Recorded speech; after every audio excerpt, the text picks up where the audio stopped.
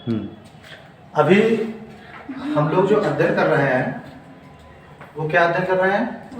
वाच्य। आज का विषय है हमारा वाच्य। वाच्य क्या है?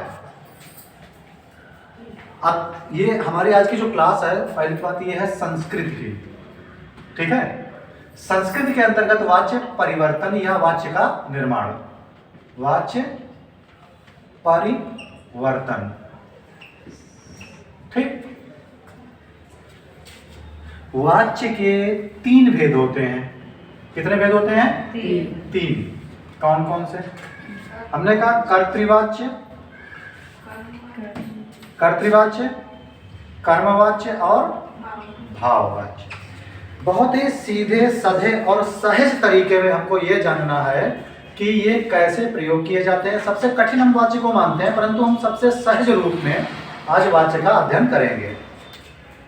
कर्तृवाच्य, कर्मवाच्य और भाववाच्य संस्कृत में बहुत ही कठिन मानते हैं कि इसको कैसे परिवर्तन किया जाना है और कैसे इसको हम निर्माण करते हैं। तो कर्तृवाच्य में कर्ता की प्रधानता होती है। किसकी प्रधानता होती है? कर्मवाच्य में कार्य की प्रधानता होती है और भाववाच्य में भावना की प्रधानता है, भावनात्मक शब्द होगा। आओ थोड़ा सा हम लोग और अच्छा अध्ययन करने का प्रयास करते हैं। तो हमने कहा कर्तृवाच्य में कर्ता की प्रधानता होती है। अंतर क्या रहेगा इनमें, कैसे परिवर्तन कैसे किया जाता है? तो कर्तृवाच्य का जो कर्ता होता है, कर्तृवाच्य का कर्ता जो होता है, यहां पर जो विभक्ति लगेगी किसमें? कर्ता के अंतर्गत, ये सदैव प्रथमा की लगेगी। कर्तृवाच्य के कर्ता में विभक्ति किसकी लगनी है? प्रथमा की लगनी है। आओ इसके बाद में जैसे कर्तृवाच्य, कर्मवाच्य और भाववाच्य, और जब प्रथमा की इसमें लगनी है तो प्रथमा के साथ में जो धातु है, देखो ये कर्ता हो गया और कर्ता के साथ में क्या प्रयोग करनी है? धातु रूप। जो धातु प्रयोग करनी है वो होती है परस्मैपदी। कौन सी धातु का प्रयोग किया जाता है? परस्मैपदी। धातु में 2 प्रकार की होती है, आत्मनेपदी और परस्मैपदी।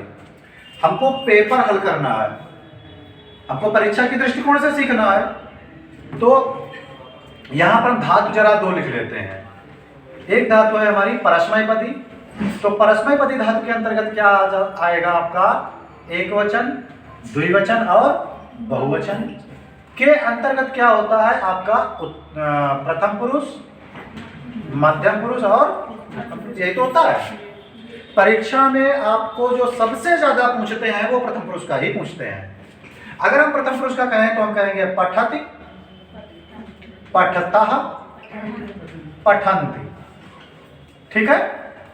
तो ये जो हमारी है ये है परस्मैपदी, ठीक। अब एक होती है आत्मनेपदी। धातु कैसी बनती है? 2 प्रकार की धातु है ना, परस्मैपदी। तो आत्मनेपदी की जो धातु होगी वो आपकी होगी, ठीक। प्रथम पुरुष में पठ्यते, पठ्येते, पठ्यन्ते। अगर गम धातु है तो गच्छति, गच्छता, गच्छन्ति, गच्छते, गच्छेते और नहीं गम्यति, गम्यता, गम्यते, गम्येते, गम्यन्ते। उसका चलता है धातु करता, गम्यते, गम्येते, गम्यन्ते, ठीक है। आओ अब इधर की बात करते हैं। तो यहाँ पर धातु कैसी लगेगी हमारी? परस्मैपदी। इसका हम रूप बनाते हैं, तो रूप जब बनाएंगे तो हम कहेंगे, मान लीजिए हमने कहा राम जाता है, राम जाता है। तो अब राम जाता है क्या है? यहाँ पर राम करता है और जाना क्रिया है। तो अब इसका हमको अनुवाद सीधा बना देना है। तो हमने कहा राम का प्रथमा विभक्ति एक वचन, क्योंकि राम एक है, एक वचन का क्या होगा? रामः और गच्छति, रामः गच्छति। कोई दिक्कत? अब एक बात बताओ, ये जो शब्द लिखा है रामः गच्छति, क्या इसके बीच में कहीं पर तुमको कर्म नजर आ रहा है? नहीं है। भाव नजर आ रहा है? नहीं। कहाँ भाव, कहाँ नहीं है। राम करता है, गच्छति क्रिया है, तो कर्ता और क्रिया ही तो है, तो न तो इसमें कर्म है ना यहाँ पर भाव है, तो सीधे सीधे हम इसको क्या लगा सकते हैं, ये कैसा वाच्य हुआ? कर्म वाच्य हुआ, आया वो कर्तृवाच्य हुआ।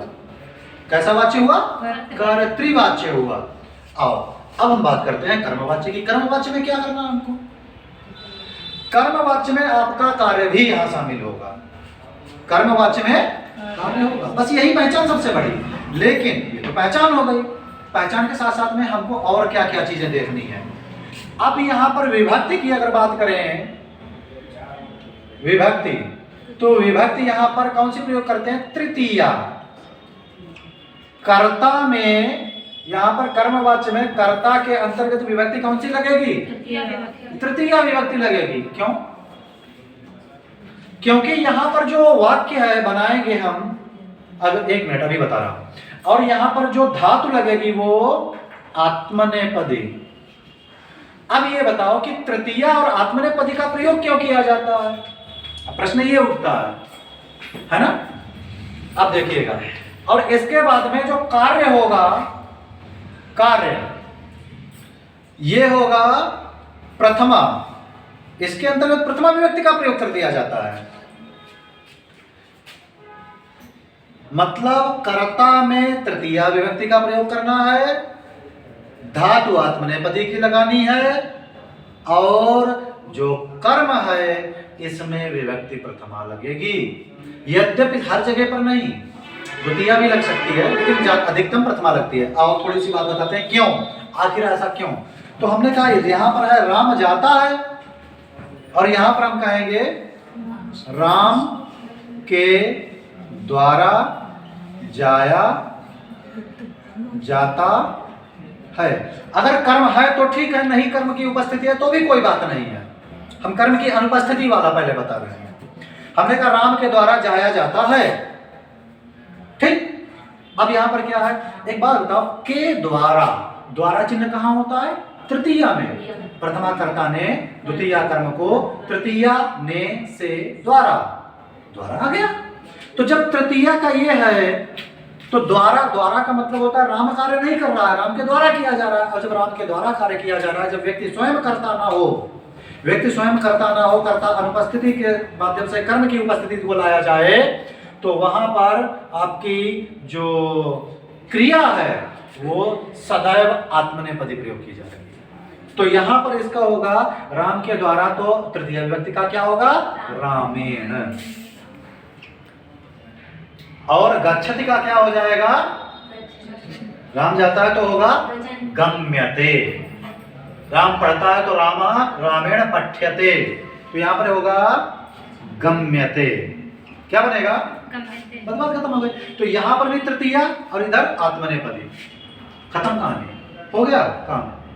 यही सबसे बड़ी पहचान है। यहां पर रामा है और यहां पर ठीक है। अब यहां पर आते हैं भाव प्रधान में। भाव प्रधान में भी, भाव प्रधान में भी जो आपकी विभक्ति लगेगी वो तृतीया ही लगेगी। भाव में भी कौन सी विभक्ति लगेगी? तृतीया लगेगी। और यहां पर भी आत्मनेपदी का प्रयोग किया जाएगा। लेकिन जो क्रिया है वो कैसी होगी? नकारात्मक होगी या फिर ऐसी होगी जो भावनात्मक हो। हमने कहा धातुएं, कुछ धातुएं मैं लिखाऊंगा अभी आपको, जैसे हंसना, रोना, हर्षित होना, तड़पना, मुस्कुराना, ये सब धातुएं कैसी हैं? भाववाच्य में होती हैं। ये धातुएं हमेशा अकर्मक रहती हैं। तो अकर्मक धातुओं में भाववाच्य रहेगा। अगर यहां पर कहा जाए रामेण हस्यते, अब धातु से आप पहचानो, गम धातु ये कैसी है? ये सकर्मक है, इसलिए कर्मवाच्य बना। और हसना धातु कैसी है? अकर्मक है, इसलिए भाववाच्य बना। बात समझ गए? यहां पर धातु से प्रभाव पड़ेगा। यदि धातु अकर्मक है तो भाववाच्य, यदि धातु सकर्मक है तो कर्मवाच्य। चीज समान क्या है?